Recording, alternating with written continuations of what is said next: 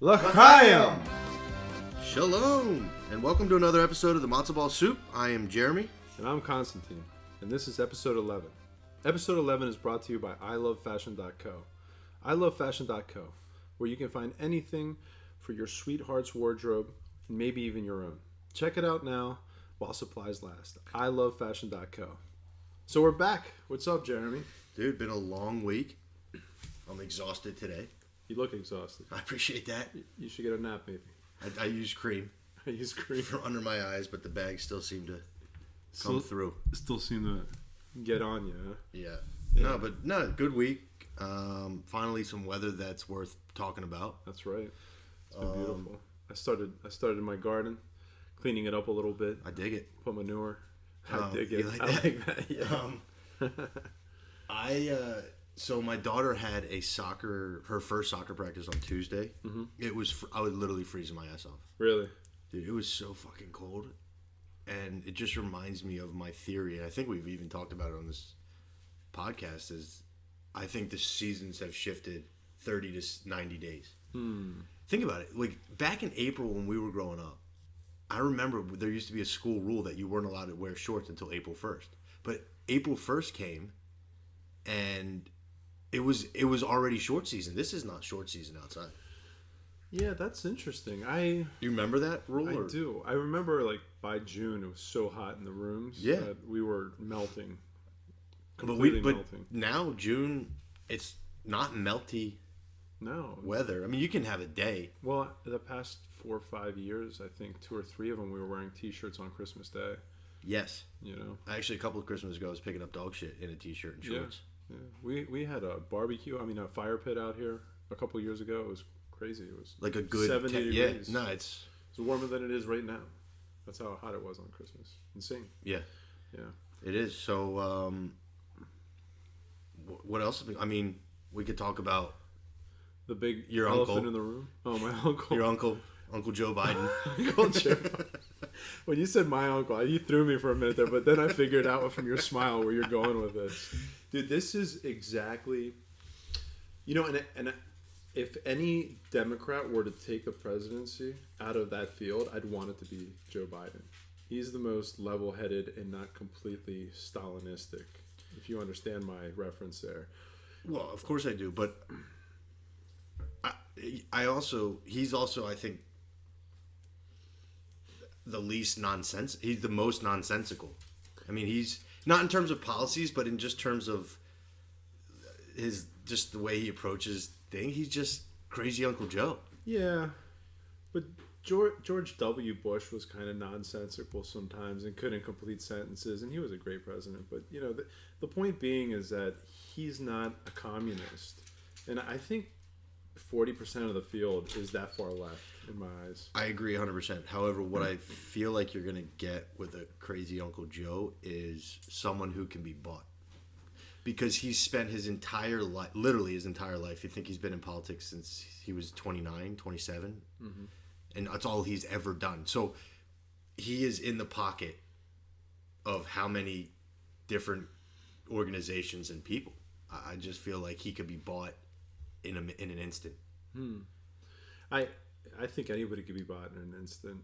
If you're that keen to going out and running for politics in that nature at that level, you have some sort of profit motive.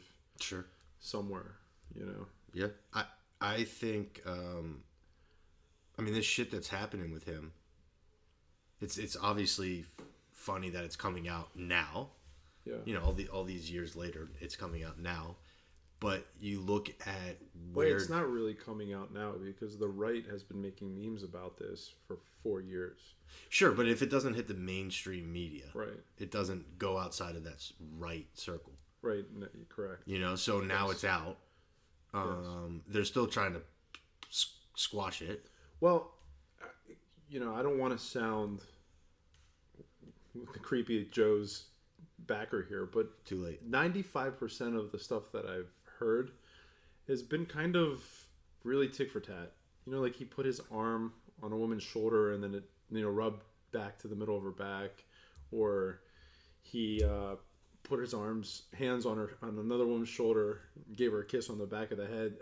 This is kind of weird stuff, but I don't know if it's necessarily sexual harassment. There is one case about the little girl, 19-year-old, who was speaking at a sexual harassment type, I don't want to call it a rally, but gathering, and she was talking about her experience of being raped, and he actually put his hand on her thigh, and I don't know, I just grabbed her hair, something, and made her feel real uncomfortable. I mean, this girl's telling her story of being accosted, right? And Joe's grabbing her, putting his hands on her, and she said, I just thought that's just how older people acted, but really I felt awful. She's the one case where I'm just shocked that if you're sitting next to somebody who's telling you their story about being raped, that you would even want to put your hands in their atmosphere. You're right. But and then in some cases, that's just what drives me crazy is these are the same people that were offended when Mike Pence said, I don't want to be in the same room with a single woman if my wife isn't there. Fucking nailed it. The guy nailed it. He knew exactly what he was talking about at the end of the day. Nailed it. And now these are the same people who said he shouldn't be talking like that and that's disrespectful to women, but look what happened to Joe. Right. Well, and here's the other thing I just find ironic, but not really, I guess, is all these people that when Kavanaugh was being accused, and they said, you just got to believe the woman. Sure. Well, all of a sudden, they're doubting these women because they're coming out against one of their own. Yeah, I haven't heard anybody doubt them.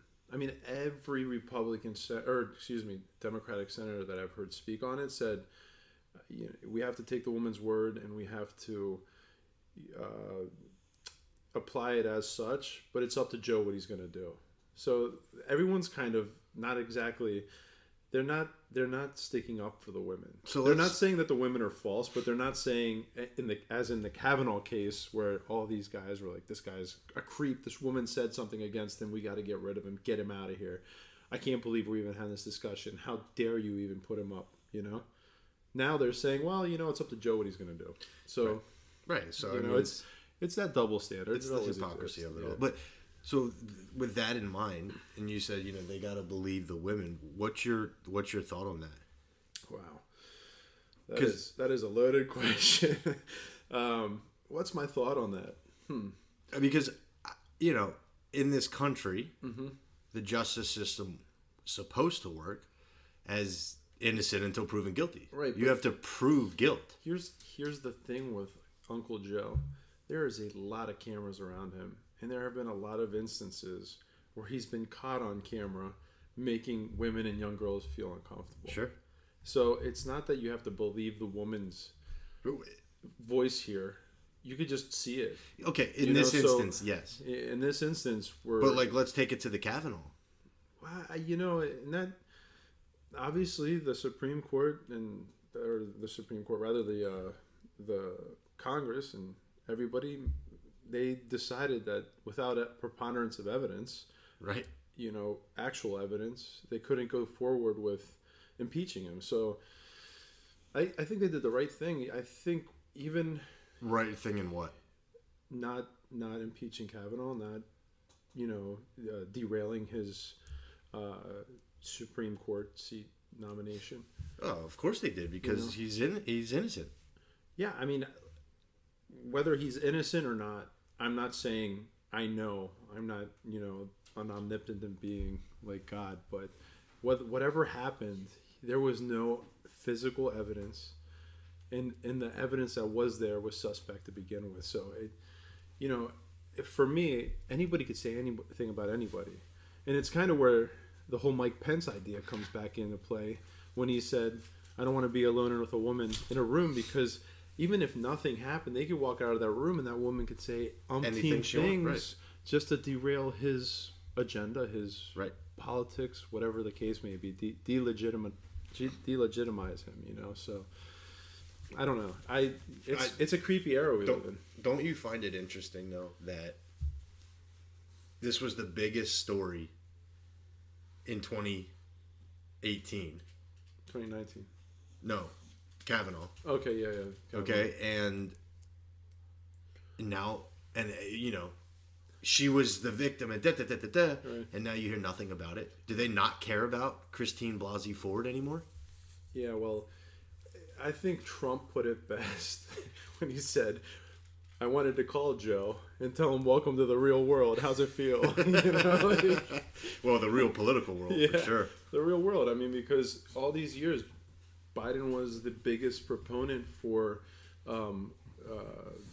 driving the rape case on colleges, like, listening to girls regardless of proof or evidence and burying young men. I'm not saying that men don't rape and then there isn't crime in this world, but there is this whole air of, if somebody says it happened. And that's a dangerous precedent. Yeah, that's a fucking scary thing. I just, I think of even my interactions have definitely changed over the past 5 years. Regardless of being married or not, even though I'm married and I never act any other way, I get weird when there's a woman in the room and nobody else. Yeah. Does that make sense? Like, I don't want to sound like I'm paranoid, but I just feel like if somebody wants to cut you down, they'll do it in a minute. They'll do it in a minute. Yeah, I mean, you're lucky I don't say anything. You grabbed my ass when I came in. So we'll just keep that between me and you. You pulled it out and showed me your scar. I was like, I gotta get a taste. Right, it's kosher. It's kosher. That's hilarious, man. I grabbed your ass. Jesus. What the fuck was I just gonna say? I don't remember, but yeah. So I think. Well, I think what it is, and I heard this too, is it's the younger part of the Democratic Party trying to push Joe out. Because he's not radical enough for them. He's not young enough, he's not radical enough, he's not Bernie Sanders, and he's definitely, since he's declared, he's the number one contender. I mean, he's got Bernie's the number 2 guy, and I think he's leading Bernie by 10%, 15%. I wish I knew the numbers. Wait, has he officially declared? I believe so, yeah. He's in the field. He is? I'm pretty sure. I mean, why would all this come up if he hasn't declared? Why would they even care? I thought because he was getting closer. To declaring? Oh, I assume that it happened, and that's why all this is happening. I would be shocked if he hasn't declared and they're doing all this. I mean, the polls show that he's leading Bernie by 10, 15%. I know that. I agree. And then you got, Beto O'Rourke in the 3rd place. And Elizabeth Warren, I don't even think she's placing right now. And you would think she's the most radical philosophically out there. Who? Elizabeth Warren. Yeah, I think she's done. I think Kamala Harris has her ahead of her right now. Is she that far back? Wow. Yeah, I think she's a waste. Yeah. And then you got No, he hasn't declared. He hasn't declared, and they're doing all this. So they're trying to stop him from declaring, basically. Yeah, they're trying to keep him out. Wow. Yeah, someone doesn't want him in. Of course they don't. He's not left-leaning enough. I feel like he'll bend, though. Yeah, but they don't look. The top 3 guys, if he declares, the top 3 contenders are all white men. You're right, and they all preach about how What's that do for your intersectional politics? It kills it. It kills it, exactly. It shows that the progressive, centrist Democrat Party, the base, as we call it, is still not left. Che Guevara. Right, thank the fucking Lord. They have some sort of sense to them, and they understand the nuance of republic rather than we need a communist dictator to turn us into Venezuela. I think that's where the media is. Well, the media is the Che Guevara.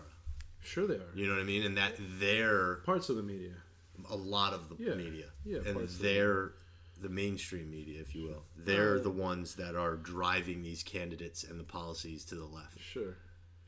But I think I love that mainstream media thing because Fox News is more mainstream than anybody. And they're not that, Fox News does, I think, 2 to 3 times more viewership than most of those guys put together. Oh, so, I know. But I think I think Fox is falling apart at the seams. Really? Yeah. Okay, go on. You have to elaborate on that. I just think they are having an inner battle because I think they have people within the organization who are left, significantly left, and I think they're trying to bring it over.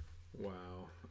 Starting with, I think, the leaders of the organization, the Murdoch boys. Really? Yeah, that's what I've read. That they're pretty progressive. I mean, that would be amazing to me because their biggest headliners, Tucker Carlson and Sean Hannity, who do by far And Laura Ingraham, the largest ratings for live TV on TV right now. Correct. They're I think between the three of those that we just mentioned, they probably do more 15 million viewers a week. More viewership than CNN probably. Or more. By themselves, yeah. I mean, I think Tucker does 3.5 a night, something like that. Oh, so it's way more than 15 a week. Yeah. Well, yeah, I don't know what their weekly numbers are, but I'm just saying those guys are such. I mean, they're basically conservative talk show hosts. If you put them in any other world, they would be on radio. Well, Hannity is. He does 3 hours a day. Sure. Yeah. Not unlike Ben Shapiro. You know, I would figure they'd go more towards that, bringing in guys like Ben Shapiro who are a little more articulate, nuanced, and able to create an argument with their lawyer Esquire type background.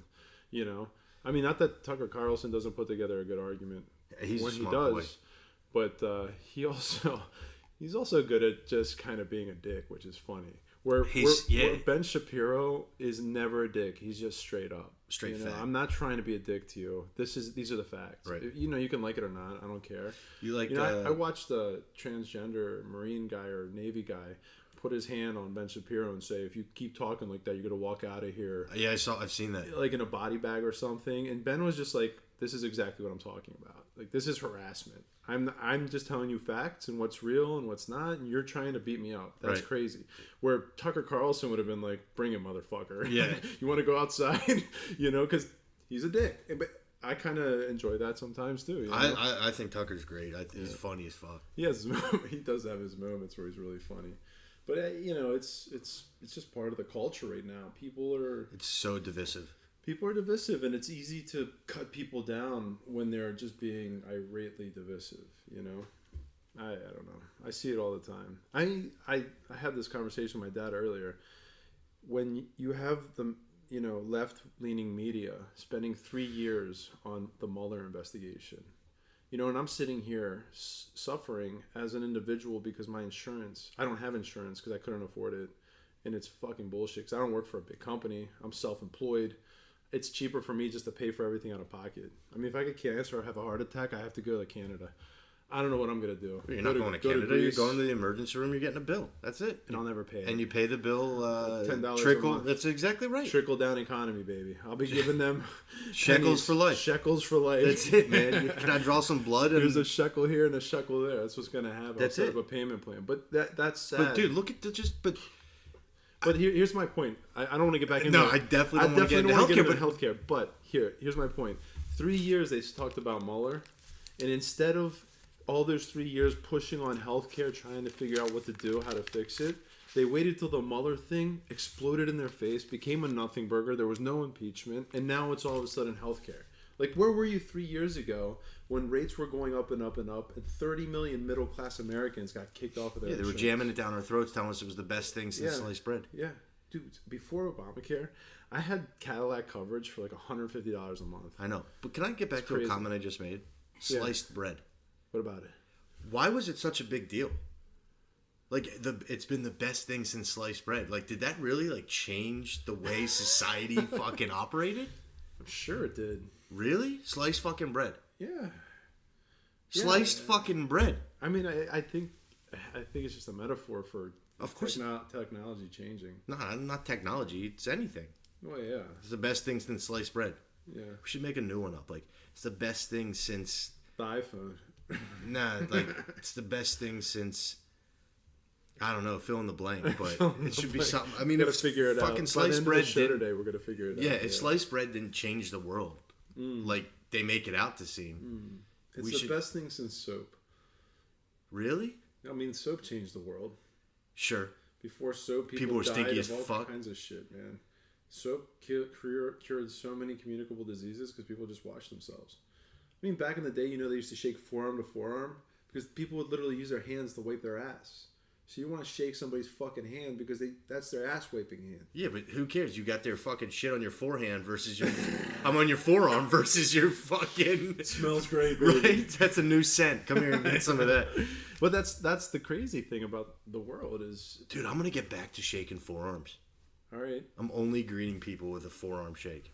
You're And they're going to be like, what are you doing? I'm like, I just wipe my ass with my hand, bro. I have diarrhea. I got diarrhea, and now you got it on your forearm. But at least you don't have it on your fucking fingernails. Say hi to Pink Eye.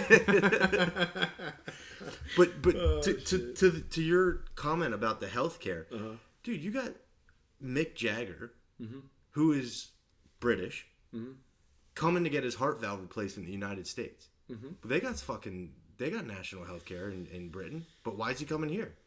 Because it sucks. He wouldn't get it fucking done because it sucks. Listen. We have some of the whole world is based on specialization today. Well, yeah, you know, you can go to hospitals all over the world that specialize in something so much so that's where you want to be. You know, if you got leukemia, you want to be at UPenn or down in Houston. I can't remember the name of the hospital.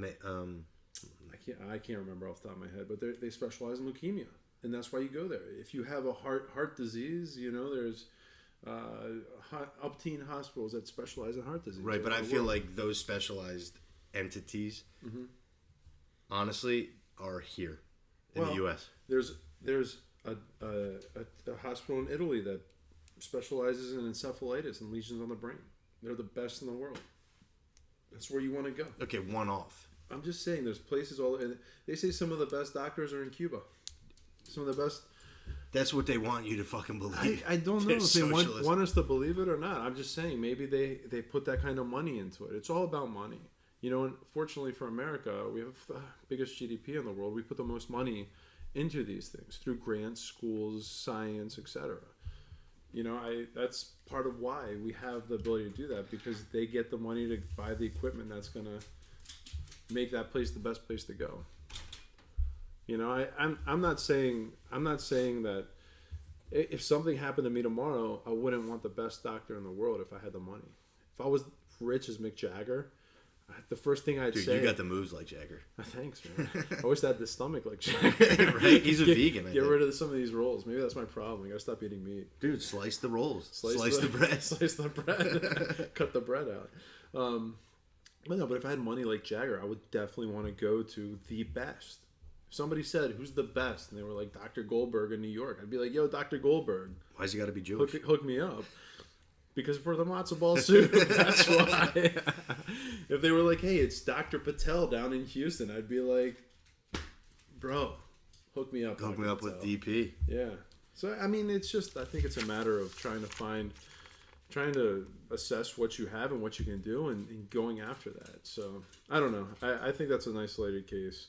I know that the numbers show that around the world, even in China now, life expectancy has increased to about the same levels, you know, give or take 5-6 years, and the amount of children death and child death and childbearing has decreased around the world. So, like in the 70s, the USA had the highest life expectancy with the lowest amount of childbirth per couple, and China and all those guys were having 8 kids, and their life expectancy was way low. Since the 70s, it's all kind of acclimated up to where we are. Yes, but, China implemented the one-child rule. Right. And that was when, 20, 30 years ago? I don't know. Right, but their life expectancy now is so high. Right, but they've gotten rid of that because their population growth trajectory has slowed or even decreased. So they're not populating like they need to be to sustain their population. They have a problem with girls, man. They don't have enough girls. Yeah, that was the thing because they were kids to marry. Yeah, they were either aborting them or not having them, giving because them away, throwing them away, whatever, leaving them to die, you know, so they could have a son. And now there's just too many unmarried men. It's crazy. But that's what social engineering does. You know, there's never, when you social engineer, you cannot make the variable of human wants, angst, whatever, human interference, you can't make up for that, you know, and that's what China has shown us through their one-child policy, that at the end of the day, it's just backfired. I mean, what do you do now? Go to I don't know. Well, they reversed the policy. Now you can have 2 kids. Is it just 2 or is it as many as you want? It's 2 kids, and they're promoting some kind of tax breaks for daughters and stuff like that because they have an aging population. Right. Yeah, they have an aging population, so they want to get as many people born to take care of that. I mean, I said this earlier too. You know, in this country, we always complain about our population aging and not having enough replacement population. You know, so they want to bring in 500,000 immigrants a year, but yet we abort 370,000 children a year, babies a year. So, you know, you look at it and you're like, wow, our replacement population is in those abortions. Correct. Why not just adopt them, raise them, do something with them, and have them replace the population? Isn't it interesting that the same people that want to bring in the 500,000 are the same people that also want to abort the 370,000? Yeah, it's crazy. So they can come in and they can start aborting their babies. Right. Right? I don't know. With your money. That's a whole other conversation. I don't want to go down that rabbit hole today. That's a rough one, man. I don't know. And that's the funniest thing to me is that why do we need a replacement population? Well, you know, I mean, the whole idea is that we need to pay for the elderly and all this stuff, but you know, at the end of the day, it's so expensive to live, and they keep saying we're overpopulated, and the amount of food insecurity because of the growth of population. Why do we want to grow? You know, well, I don't necessarily buy into that either. What, the food insecurity? That and the population overpopulation.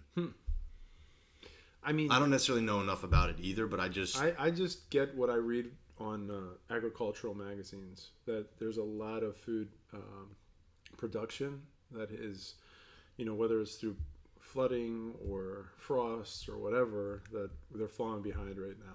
The next 2-3 years are going to be interesting. And we've talked about food this. spikes, ups and downs and stuff. So I watch it pretty closely because it's interesting to me. I'm like pretty convinced that if something doesn't happen, we might see crazy prices for food. Something like what? You know, certain sectors of the food market that aren't subsidized, like corn and wheat and all that stuff, your fruits, your vegetables, things that, you know, a drought or a flood could destroy. Potatoes even. Right now in the Midwest, we had some of the craziest flooding this past spring, you know? Like, if you've watched some of those videos, whole towns were destroyed, whole farms were destroyed. Sure. And they're not going to be able to plant in time, they're saying. If they don't get plants in because the ground is messed up, they say that we're going to have definite price spikes from the crops that come from that area. And that's happening around the world. And in Indonesia, or was it India, I think they had major flooding too. And that was an area where they grow potatoes. So we might see potatoes spike next fall. I mean, being in the restaurant industry, this stuff happened to me all the time. Yeah. I remember when lettuce, they had frost down in Mexico, and it wiped out a whole lettuce crop, and lettuce went from $1 a head to $4 or $5 a head, and it lasted that way for like 8 months until they got the next crop cycle through. Like, that stuff happens all the time. Yeah, I mean, my restaurant, you know, was obviously chicken wings. Oh my god, chicken wings! I don't even want to talk about chicken wings. Yeah, that was the worst market ever. I saw one month where it was, you know, $87 a case, and then it was like $103. And that wasn't even based on growth. That was based on the fucking Super Bowl. Yep. You know what I mean? Like, the closer you got to the Super Bowl, the higher wings got. Yep. That's insane, man. It's amazing. You get 2 wings from a bird. Yeah. How many fucking wings are out there? Well, think about how many chicken breasts are sold every day. What's what I'm saying? Chicken breast sandwiches. There's so much fucking chicken out there. Yeah. Well, you know, I heard a thing they talk about. If you want to prevent an animal from going extinct, what do you do? I don't know. You eat it. Okay, go on. Why? Because then you're reproducing it yourself. That's right. Think about it. Cows; they're not close to extinction. Chickens; they're not. You know, but they have all these like whatever that sound. But if we started as humans to consume those animals, we'd find a fucking way to. I don't know if that's true because makes sense. When they started this country, there was a bird here. I forget the name. It was like a starling or something, and there were hundreds of millions of them apparently. And these birds, they were almost like pigeons. There were so many of them that they were just catching them and eating them. You know, like netting them. But they weren't. And that bird's extinct now. I'm gonna find out by the next podcast what that bird was. But I've watched a couple documentaries on this. We harvested that bird to death. You gonna look it up? Yeah. Yeah, it was an American bird. I can't remember what it was called. What should I type in? American bird that we ate and now it's extinct? over harvested bird. America's over harvested bird. Maybe it comes up like that. But we've done that before. I mean, but we weren't. The difference is we weren't propagating those birds. You know, there's a difference between wildlife and domesticated animals, and I think in this case we were over harvesting wildlife. I mean, look at the crab situation right now. When was the last time you had a large crab, like a big one? Do you eat crabs? Yes, I do, but it's too much work for a very small amount of meat. I hate them. I think they're disgusting. My wife makes fun of me. I say they're the bugs of the sea. They're like the cockroaches of the sea. Like Are literally, they? Literally, they have an exoskeleton. They walk on the floor and they eat all the dead shit. They're the fucking bugs of the sea. Them and lobsters are the bugs of the sea. They're disgusting. It's the most disgusting thing ever. Like, it's so gross to me. My wife loves that shit. She's like, give me some butter. I can dip it all day. And I'm like, ugh, grosses me out. Now, a pasteurized crab cake, I won't turn it away. You know, you give me a jumbo long pasteurized crab cake, I could work with that. But I don't have to sit there and pull the guts out and see that mustard. That's not mustard. It's actually like crab shit. You know what I mean? Like it's like the crab has crabs. Like gross, you know? It's so sick to me. But so you're talking like a fake crab cake. No, pasteurized. Like, so they clean when you get like a crab cake at a restaurant, that crab meat typically it's cleaned out and then they pasteurize it, whether it's, I don't know if they use a chemical process or a heating process. They cook it off. You know, the crab meat you get in the can to make a crab cake, it's cooked already. Right. You know, you don't get it in its raw. It's already cooked. You're not getting blue crab meat. You're getting the red. It's already red. You know, cooked off. So that's already called that's called pasteurized. Just like we pasteurize the eggs, we pasteurize milk, everything. Okay, passenger pigeon. Passenger pigeon. You found it right away. Yeah, we killed that motherfucker, dude. That was an American bird. It's gone. Fucking gone. All right, let's see. Because we ate it. All right, we're gonna go to Wikipedia, even though it's not a reliable source. Not a reliable source. But it'll give us a little information. Who says it's not a reliable source? Joe Rogan? Yeah. The passenger pigeon, or wild pigeon, is an extinct species of pigeon that was endemic to North America. Its common name is derived from the French word passenger, meaning passing by, due to the migratory habits of the species. It's gone, dead, extinct. We ate it. That's what happened. Okay, let's see what happened. Let's see what happened. A more recent 20,000 years to its 19th century decline and eventual extinction. A very fast flyer. Passenger pigeons were hunted by Native Americans, but hunting intensified after the arrival of Europeans. Fucking white people. Pigeon meat was commercialized as cheap food, resulting in hunting on a massive scale for many decades. Yep. We ate it, dude. There goes your theory. There's other... It says there were several other factors contributing to the decline and subsequent extinction of the species, including shrinking of the large breeding pops necessary for preservation. So deforestation. Widespread deforestation. Yeah. The last captive birds were divided in 3 groups around the turn of the 20th century, some of which were photographed alive. Yeah, they tried to breed them and like re-release them, and it just wouldn't work. Martha, thought to be the last passenger pigeon, they gave the fucker a name, died on September 1, 1914. The crazy thing is about passenger pigeons, we have so many of them that we could clone them and bring them back. Pigeons? Yeah, because they're not in the fossil record. We actually have tons of them. Like preserved. Preserved, yeah. We have dozens and whatever, hundreds. Like, it was a huge bird. Like, when I say there was flocks of them, they say they would blot out the sky when their flocks would fly over. That's why they were so easily hunted. It wasn't like you had to shoot and aim. You just shot in the sky, one would fall down. Shoot shotgun pellets and you kill. Drop 10. Holy flock. Yeah.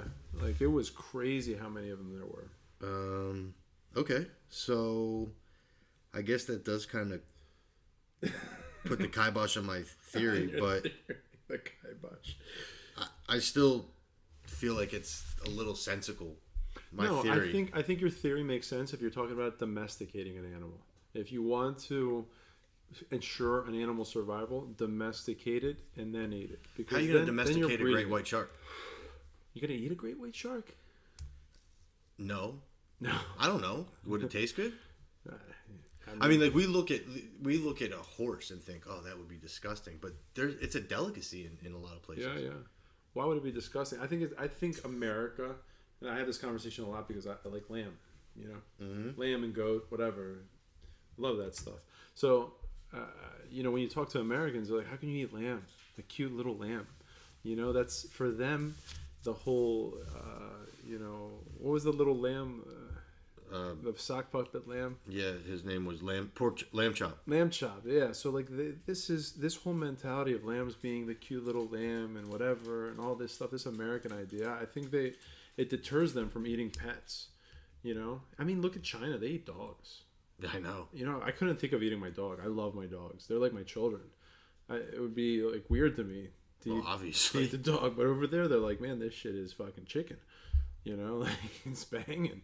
Over here we're like, we like chicken. Maybe they don't. I don't know. They like anything. I think they eat anything. Yeah. Sometimes I see some videos of the street vendor food that comes out, and it looks like they're eating straight just fucking slime. I'm like, that's disgusting looking. But it probably tastes amazing. I'm just being, ethnocentric. Dog testicles. Dog testicles. Well, here they have this Rocky Mountain. What are they called? Oysters. Rocky Mountain oysters. It's like bull testicles. They prepare them and eat them. Really? I don't know if it goes on much anymore, but it happens. I've heard of that. I didn't know what that was. Yeah. That's what it is. It's like bull nuts. Have you ever eaten tongue? I've tried it. I don't like it. Lamb tongue. I ate lamb brain before. That's pretty good. What are you, Indiana Jones? I mean, it's just Greek culture, man. You don't know the No, I don't. I eat matzo ball soup. It's closest to brain I get. That's it. I'm sure if you go over to Israel, Israelis eat a lot of lamb, probably. I mean, that part of the world, man, they love kebabs, right? Kebabs. Oh, who knows? I don't know how they make it.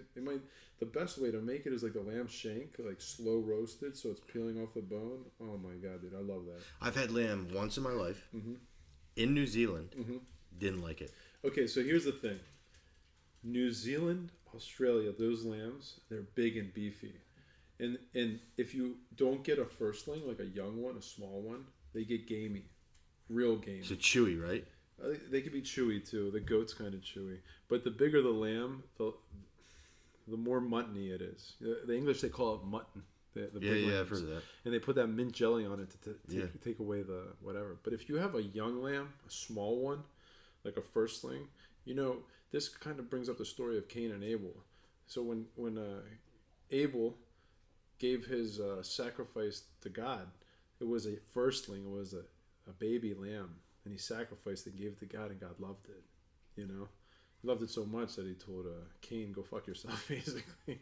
And then Cain slew Abel. We all know the story. Sure. But the idea was that it was a firstling lamb. Why was that such a significant thing? Because it shows that even then, they understood that the younger and the smaller the lamb, the better the flavor of the meat. Maybe that's what Joe Biden thinks. Sorry, just to bring us back full circle. Dude, it is funny because I watch everything. I don't, I give everybody a chance to tell me their argument and what they think about life. And I don't hold any judgment to anybody, but I've been watching some, things online, and they've been making fun of that motherfucker for 4 years. Like, there's so many pictures of little girls being like, dude, don't touch me. Like, why are you getting so close to me? It's awkward, but... Right, but like we said, until it comes into the mainstream. But it's happening. Here's the funny thing. It's, with Bernie Sanders' campaign, a year ago, they were saying that they had sexual harassment problems within his campaign. I mean, it happens everywhere. It's just a sign of the times that you really can't say anything or do anything without getting in some sort of awkwardness. You might, yeah. I was working on a set, and I said, there was one of the actors sat down next to me and started talking shit to everybody. And one dude was like, yeah, I got this shirt. And I said, oh, was it ribbed for her pleasure? And the dude like fucking turned red and was like, oh shit, I can't believe you said that. Like he thought he was gonna You know what I mean? Like, people were gonna be like, "Oh, fuck me too," hashtag me too. Right. Like, he got all awkward about it, and I was sitting there like, really, dude? Like, this is how fucked up society is now. You can't even crack a joke. No, you can't. Can't crack a fucking joke, and you hear comedians say it all the time now. Jerry Seinfeld said, I won't play a college campus because I don't know what, if I say anything, what might trigger somebody, and I'll be on YouTube the next day getting shit on. Like, that's sad, man. That's a sad reality we live in when you can't even crack jokes anymore. It's a snowflake. Whatever, snowflakes or whatever it is, it's just sad. Like, I miss, I mean, you watch like Eddie Murphy Raw. And some of these older comedians, if they did that shit today... Nah, they'd be done. Fuck, man. They'd be done. They would be crushed. Like, destroyed. Even some of the stuff that's younger than that. I mean, look at some of the old movies from the 90s. You know, you watch them, and it's blatant, like, sexualized jokes. Some rapey jokes. Some shit about, you know... what was that movie? Not 16 Candles, but the one where... the dude basically gives his girlfriend to the nerd when she's wasted at the end, and they hook up. Oh my gosh, dude. I can't think about what it is. Babe, do you remember what it is? Forget it. It's too old for you. Breakfast Club? No. No, it wasn't the Breakfast Club. I want to say like 16 Candles, because the redhead takes the jock, and the jock has the sexy hot girlfriend who he gives to the nerd when she's wasted. She ends up hooking up with him. Oh, do you remember? Okay, I'll give you a better example. I remember totally the Lambda Revenge of the Nerds. Mm-hmm. Do you remember when he went in a Darth Vader costume and fucked that guy's girlfriend in like the bouncy club, or in the whatever it was, the scare house, and he fucked his girlfriend, and she was like, "Oh my god, you're so big today," you know, like that was the joke about it. Like, he basically. Like, hit his face. That. Oh my god, dude! It was totally. Remember Animal House when they're at that party and the girl's passed out on the bed, and the devil, and he goes, "Fuck her brains out." Yeah, exactly. Like, that's crazy. Yeah. Like, if that shit happened today on a movie, there would be protests outside the movie. Like, that shit's out of control. You know, maybe it is. Maybe it's the wrong message to teach. But when you have it rated R or above X or whatever, you know, there is, isn't that what it is? Like the NC-17. NC-17. What was rated X? Wasn't that what we were like kids? Porn? Oh, rated X is porn. Yeah, you're right. So I'm just saying R and above, right? When it has that tag on it, you know that you should know that it's going to have some convoluted content. You just wanted to say cock. Cock, yeah. It's gonna have some cock in it. It's a big, throbbing, veiny cock. That's what's gonna be in it for sure. But no, some Joe Biden cock. What did I do to your ass earlier? Oh man. No, but I mean, once it's got that tag rated R, I mean, that's like, did you watch Deadpool? No. Dude, that shit's hilarious. It's rated R, and there's jokes in there that are really raunchy and dirty. But I didn't go into it thinking, oh man, you know, I'm going to take my 4-year-old to see this, right, or, you know, whatever. I just looked at it as a rated R movie. This is hilarious. And it's going to have edgy shit. Edgy shit in it, exactly. Yeah, 100%. No, I mean, and there is a line to edginess. You know, I don't think... Is there, though? Yeah. If it's prefaced, if you know, like you said, going in, it's rated R, then why is there a line? I don't know. I think there is a line in some cases. You know, like, I don't want to bring whatever pedophile jokes. I think pedophile jokes is kind of where the line, I don't know, kind of, like, gets stuff. It's got to be done really well, and it's got to be done. A pedophile joke is not the same as being a pedophile. Yeah, but okay, so let's talk about James Gunn, who just got hired back to do Guardians of the Galaxy. You know, they fired him because he made a bunch of tweets about pedophilia, like really awkward ones that they said was shock comedy, but if you read them, you're like, holy fuck, that's really awkward. You know what I mean? Sure, but he says they were just jokes. You know what I mean? Did he touch anybody? I don't know. I'm not accusing. I mean, no, right? I'm saying but... no, right? Like, right, that we know of, right? But it's still with. Listen, with the... no one says it's not in poor taste, right? But I just don't like the whole idea of shutting something down or saying, like, Censorship. Yeah, no, censorship. I agree. And if you don't like it as a consumer, don't consume. Don't consume it. 100%. Yeah, you're right. You know what I mean? You're right. I agree with you. And I don't disagree that what he tweeted, and I don't actually know, but I'm just going based off of what you're saying now. Probably is disturbing, uncomfortable. It's uncomfortable. And yeah, I don't get uncomfortable about a lot of stuff, but some of his tweets were. I don't doubt that, but weird. If you're not actually a pedophile, and you want to make a fucking joke, it's a poor joke. That goes into another field here. What if you're not joking and you're just fighting for the rights of pedophiles? Well, you're a sick fuck. Oh, see, now you're a sick fuck. So so that means you're in agreement with pedophilia. That's what you're saying. If you're advocating for pedophilia, then you agree with the act of pedophilia, which is fucked up. You're right.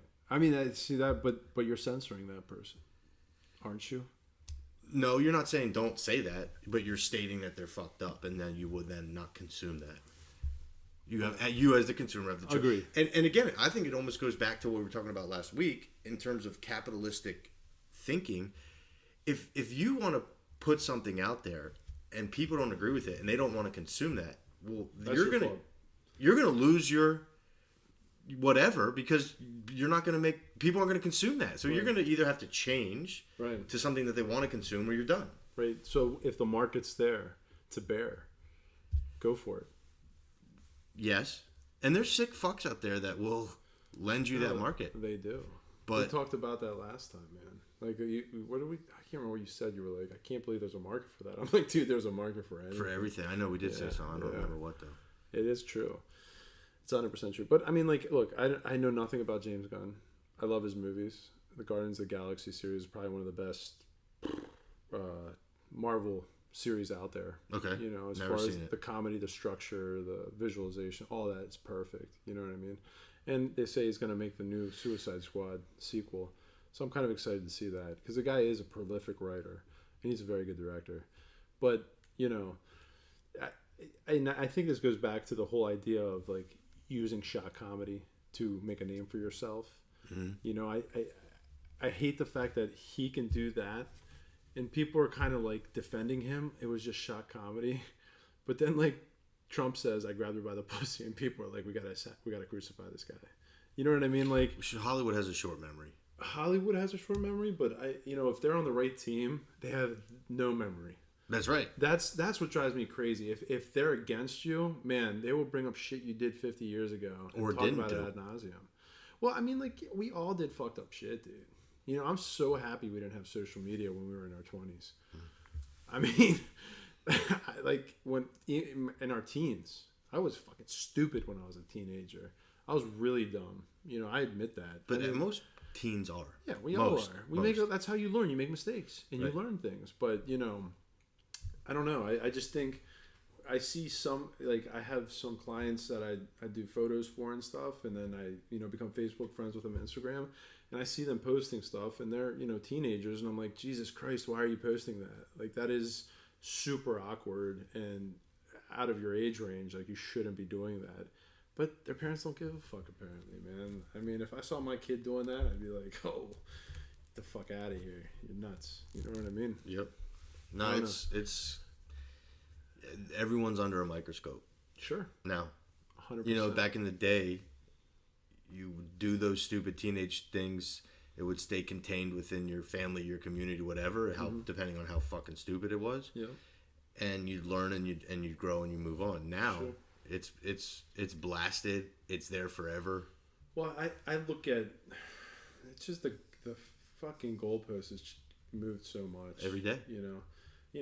When I grew up, we watched Mel Brooks, the genius of geniuses, and he would have fucking Hitler on ice. You know what I mean? Right. Like, he would just the most. I mean, there's a Jewish person who I'm assuming at his age knew people who lived through the Holocaust. Oh, I had to. You know what I mean? Like, had friends. Right. Who might have been a little older than him, or even he's an older certainly man. Friends of his parents. Yeah, he had peers that were around and could tell him stories about it, and he had the audacity to make jokes about it, and say, this happened, but we have to laugh about it, and move on. We'll recognize that it happened, that it's awful and evil, and you move on, like slavery. Right. They're talking about reparations.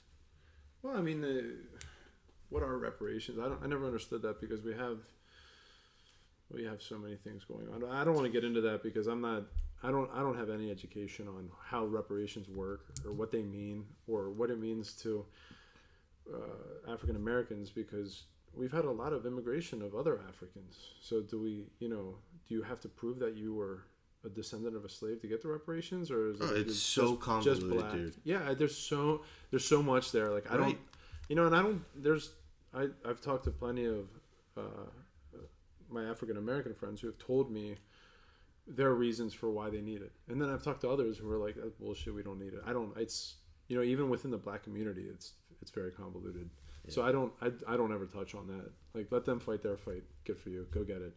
Get your reparations if you can grab them, man. But they're gonna get they're coming. It's who pays that money? Me and you pay because we're white? Well, and who gets it?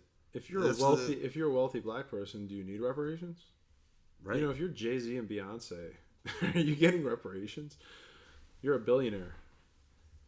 That's right. Does Oprah need reparations? Well, that goes back to, I guess, your point. Does Herman Cain? What about what's the doctor that's in Trump's thing right now? Ben Carson. Ben Carson. Does he need reparations? He's the top neurosurgeon in the world, right? He's not in practice. He's retired now, yeah, but when he was operating, he was one of the top guys in the world for neurosurgery. Yeah, I think. Yeah, does he need reparations? Well, it comes back to your point is who gets it, and for what? I don't know. And right now there's 30 million people on welfare, free healthcare, free housing, free lights, free electricity, free food. That's not reparations. Mm-hmm. Like that money right there doesn't count towards anything. I don't like. That's why it's so crazy to me. Like, I don't get how much more. Like, do they want land? Do they want their own homes? And are they going to pay for them? Like, my people came to this country in 69, 70 with a couple $100 in their pocket and bought shit. No one gave them a handout. So I don't know. I just don't know. Yeah, it's such a weird question. It's a rabbit hole. It's a rabbit hole, and it's going to take a lot more experts than me and you to figure that one out, dude. I mean, I'd love to. What I'd love to have is African American come on and talk to us about that. Somebody who's knowledgeable about it and tell us what's up. Well, they could be white too. Yeah, but I think it coming from somebody who actually is on the front lines of it with actual knowledge would be more educational. Because there has to be a reason people are still fighting for that 250 years later. How many years has it been? 1850 was the Emancipation Proclamation, right? Well, 1865 ended the Civil War. Right, so 1865 was the official cutting. Yeah, so we'll say that. So 154 years? 154 years later, so 3-4 generations. But I mean, we did have segregation and Jim Crow laws and all that in the 60s, and they did burn down black, what was that called, that black stock market. I mean, there's been major injustices done to black people in this country. There's no doubt about that. They've been fucked over 6 ways to Sunday. But, how do you make up with that? And who are those people that deserve to get what it is they're gonna get? I don't know. Like I said, it's crazy. It's a lot of questions. Yeah. It's a lot of questions. But it's no different than the people in Syria who, the coalition forces have pretty much turned most of Syria into a sandbox. Like, do they deserve reparations? Because we blew up their house over geopolitics? Damascus looks like fucking kitty litter box. Should we give them reparations? What about the Africans that, so many years that they've had the blood diamonds and all these crazy things? They went and, the Europeans went and stole all their, whatever you call it, their resources. Should the Europeans pay them reparations? Yeah, it's a rabbit hole. It's a rabbit hole, yeah. Yeah, exactly. It's a crazy rabbit hole. How about the 6 million Jews? How about the Greeks who Lehman Brothers said that their credit default swaps were good? Right. And now they got butt fucked by Moody's and these AAA rated bonds and these tranches that just destroyed their economy. And now they're starving. Should they get reparations? I mean, if you ask me, trickle that shit down, bitch. And the Jews too. I mean, how many families? Dude, when I lived in Miami, I met Holocaust survivors. I'd have the old ladies coming up to me and like picking on me, like, "Why you get those tattoos? Why you get those tattoos?" Like, I don't know. I was young and dumb, you know, whatever. And they'd say, "Look at this," and they'd pull up their sleeve and show me their number. And they'd be like, "This is what they did to us." You know what I mean? I'd be like, "Dude, I have nothing." You know, like, I don't know what to say to you. You're like, I'm going to get laser removal right now. Yeah. Thanks for making my day great. You know. Yeah. And then, congratulations for making it. You know. Mazel tov. Mazel tov. More appropriate. Yeah, exactly. But you know, that's the culture shock that we've gone through in the past 50, 60 years, and people from all sides are all fighting for their piece of the pie. So, you know, I don't get down on black people for saying they want reparations, but there has to be more of a cognizant discussion of why, when, how, and what's possible to make things right. You know, is it a schooling issue? Because if it's just, you know, about trying to educate people to give them a better chance in life, I agree our schools suck. Yeah, American schools are terrible. Yeah, of course. They're but the worst. I mean, we could bring that back to what we were saying last week. Is I believe everything should be brought back to a local level. You know, why do we need a Department of Education? Some bloated bureaucratic agency in Washington, D.C. trying to tell us how to live here in York, PA, or wherever the fuck you are. It should be localized. Yeah, I mean... That's why they don't want charter schools, because it gives choice. So, here's the thing. Here's some actual facts that in the 1980s, I think, they had desegregated, as like the schools had like been mixed and matched to the point where it was like the least ever segregation, and since then we've resegregated.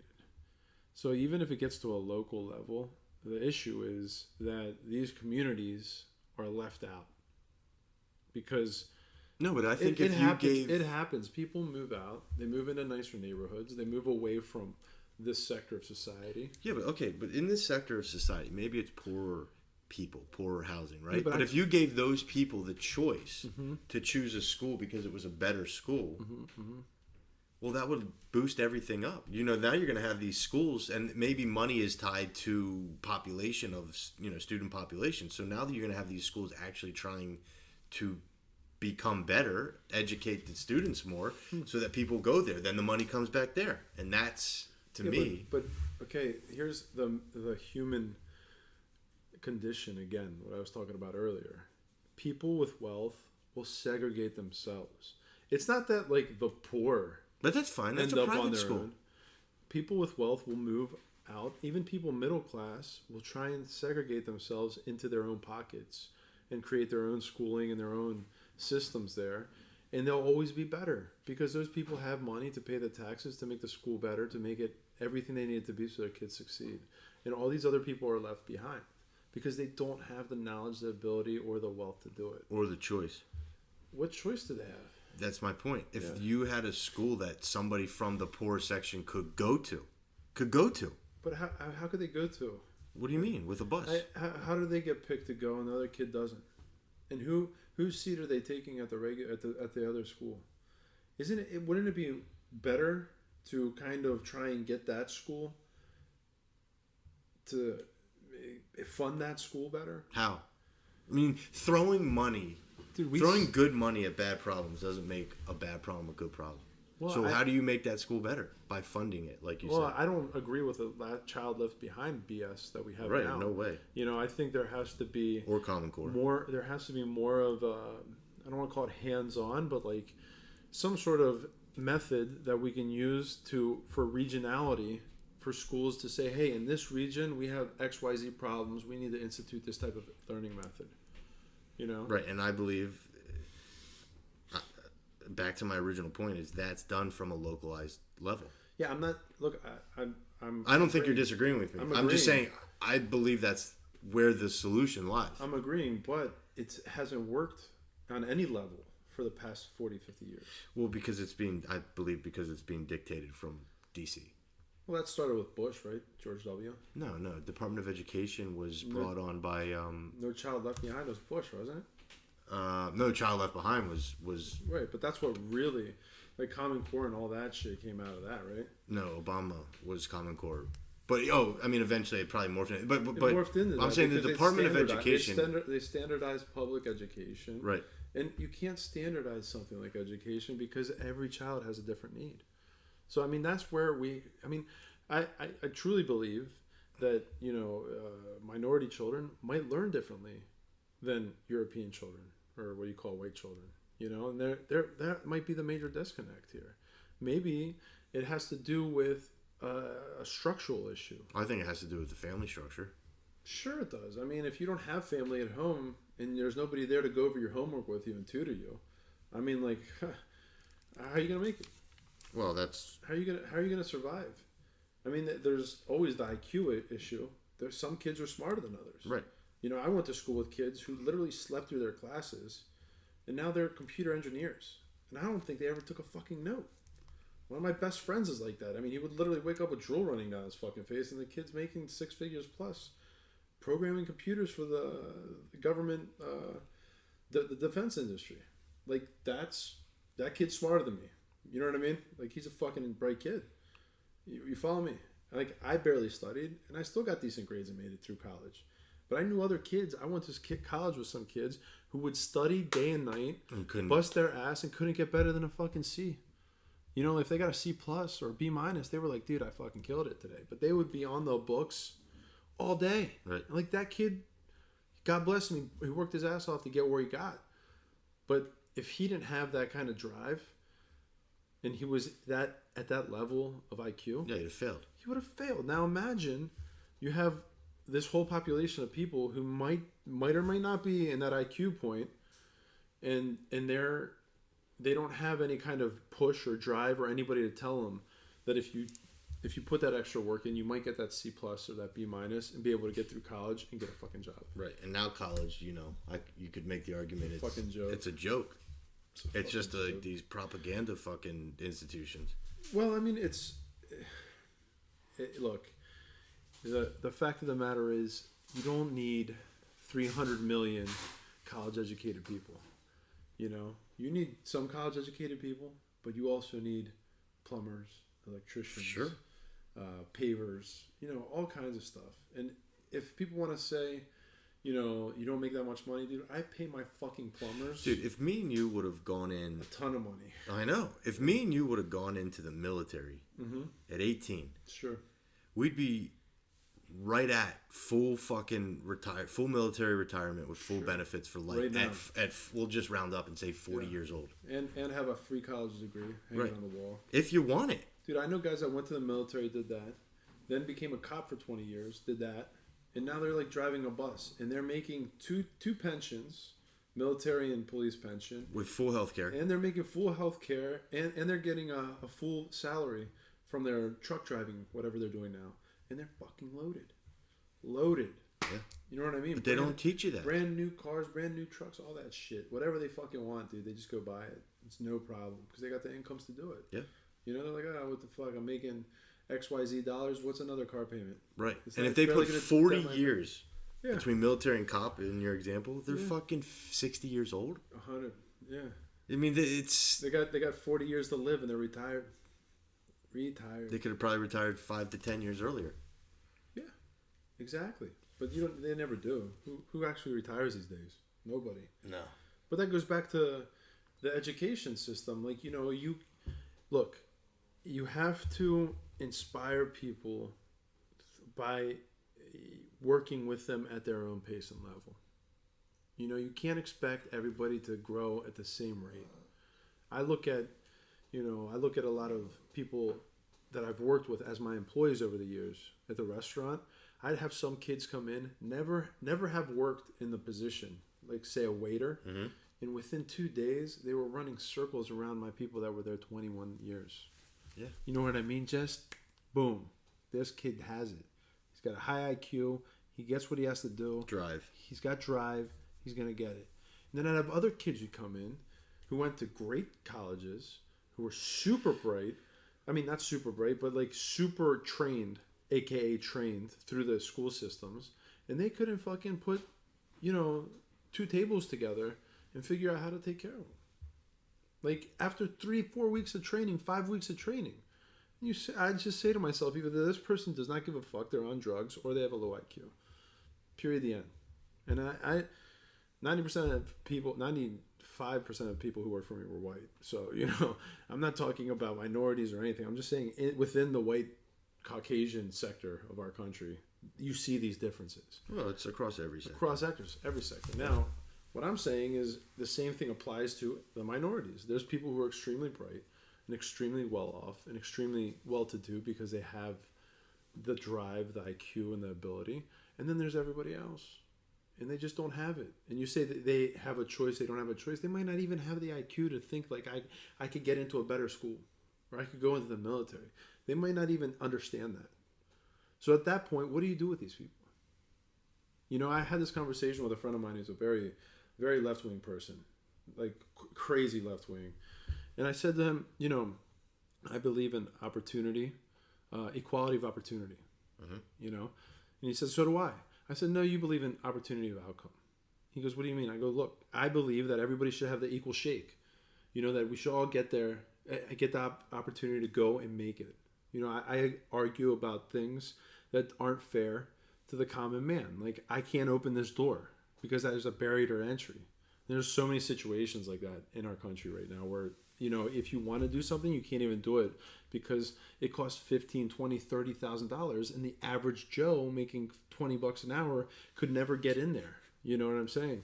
It's difficult, but without some kind of help. And loans suck. Like, you get a loan and you don't make it, you're fucked. That shit's attached to you the rest of your life. You're fucking fucked. There's no grant system. There's no business system. There's no way to get into these barriered, industries, licensed industries, whatever it might be.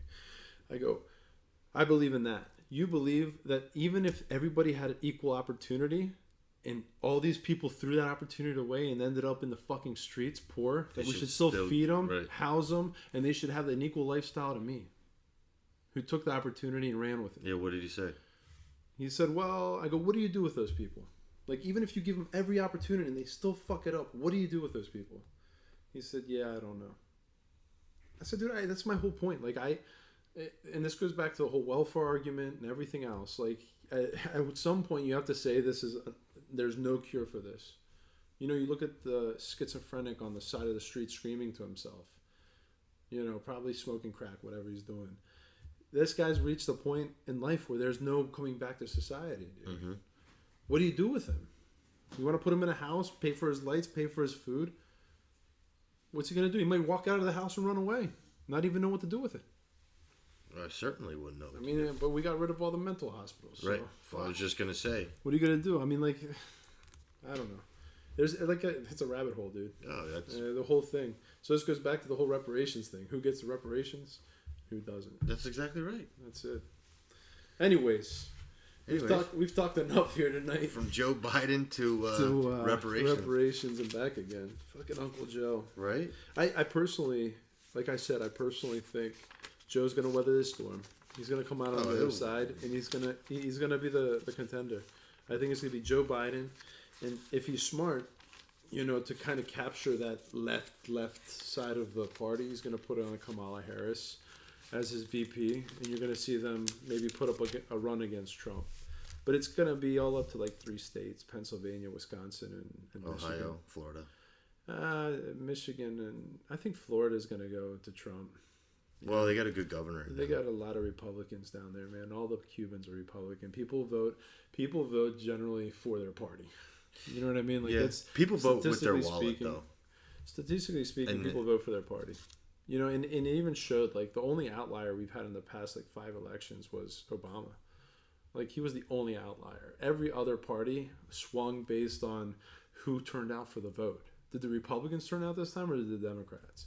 And typically it swings the pendulum back and forth because we had too many, the Democrats held it too long, or the Republicans. So more, it like fired up the bases to go out and vote more. Right. And it's just, teeter-tottering. It's like a couple percentage points difference. But, well, it's the what? There's 45%, we'll call it the base on each side. Yeah. And then you got the 10% they're really fighting for. Right. But, even that 45%, maybe only... 30%, 20% shows up for one election and 30% on the other side, and that's who wins. Right. I mean, it really boils down to that. Trump won by like 80,000 votes in the Electoral College. The slimmest margin ever for a presidency. So I mean, like, this next vote is going to come down to that slim margin again. Can he fucking pick that up, or is a state like Wisconsin going to go blue? Yeah, does it go the other way a little bit more? Right. But Wisconsin just had a Supreme Court seat that went went conservative. Their Supreme Court is 5-2 now, I think. Oh, really? Yeah, conservatives. But they just got rid of Walker and got a Dem in there, so. Well, I think that shows that they're not willing to give up their state. You bring in a Dem and they start changing things or talking a lot of shit, and a bunch of Republicans say, fuck that, they're going to get up and vote, right? That's what happens. I mean, that's what happens, too, in blue states. You elect a Republican, and all of a sudden he's like, yo, let's get rid of this, let's change that, let's get rid of this, and the Democrats wake up and start voting. But think about those states that are blue. Mm-hmm. It's really because they've got a populated major city that's blue. If you look at an electoral map, we got Philadelphia. Most of it's here. red. We got Philadelphia here, and we're pretty purple.